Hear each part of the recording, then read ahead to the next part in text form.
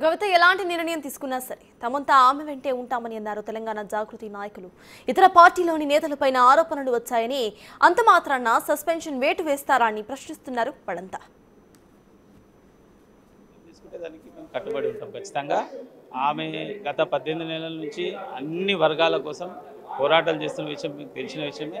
ఆమె ఏ నిర్ణయం తీసుకుంటే ఆ నిర్ణయాన్ని కట్టుబడి ఉంటాం. ఇప్పుడు మాట్లాడిన ప్రతి దాంట్లో ఉంటాయి లొసుకులు, చిన్న లొసుకులు ఉంటాయి, అది అందరికి తెలిసిన విషయమే. కానీ ఇక దాన్ని ప్రజలే నిర్ణయిస్తారు. దాన్ని ఇప్పుడు వాళ్ళు ఏది నిర్ణయం అయితే తీసుకుంటారో ఆ నిర్ణయాన్ని ప్రజలైతే నిర్ణయిస్తారు కదా.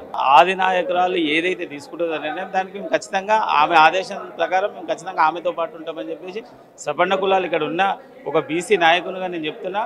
మా బీసీలను ఏకం చేసి, ఎస్సీ ఎస్టీ మైనార్టీలను కూడా ఏకం చేసి ఆమెతో పాటు మేము రన్ చేస్తామని చెప్పి మీరు అర్థం చేసుకోవాల్సింది.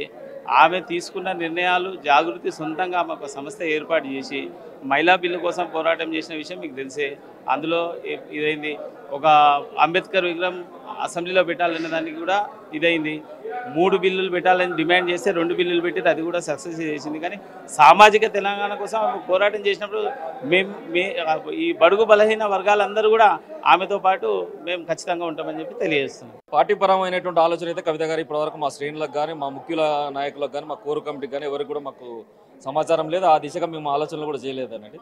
పార్టీ ఇప్పుడు అనివార్యమైనటువంటి ఒక నిర్ణయాన్ని ప్రకటించింది. ఆ నిర్ణయాన్ని తెలంగాణ సమాజం అందరూ కూడా గమనిస్తూ ఉన్నారు.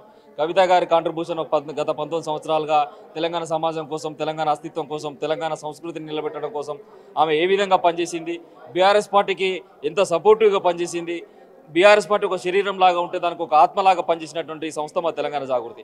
అట్లాంటి కాంట్రిబ్యూషన్ కూడా ఇలా కాదని కుట్రదారులు ఎవరైతే ఉన్నారో ఆ కుట్రదారులను బయటికి తీసుకురాకుండా వ్యక్తులపైన ఆరోపణలు చేసినంత మాత్రాన వ్యవస్థ పైన ఆరోపణలు చేసినట్టు కాదు. వ్యవస్థకు లోబడే మేము పనిచేస్తూ ఉన్నాం, పార్టీకి లోబడే మేము పనిచేస్తూ ఉన్నాం, కేసీఆర్ గారి ఆదేశాలకు లోబడే మేము పనిచేస్తూ ఉన్నాం.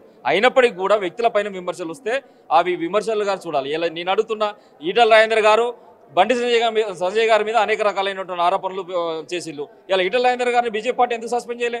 ఇలా కోమటిరెడ్డి రాజగోపాల్ రెడ్డి గారు అనేక రకాలైనటువంటి ఆరోపణలు చేస్తూ ఉన్నారు కాంగ్రెస్ పార్టీ మీద, అదే ముఖ్యమంత్రి గారి మీద. అయినా కానీ ఇలా కోమటిరెడ్డి రాజగోపాల్ రెడ్డిని ఇలా ప్రదేశ్ కాంగ్రెస్ ఎందుకు, ఇలా తెలంగాణ కాంగ్రెస్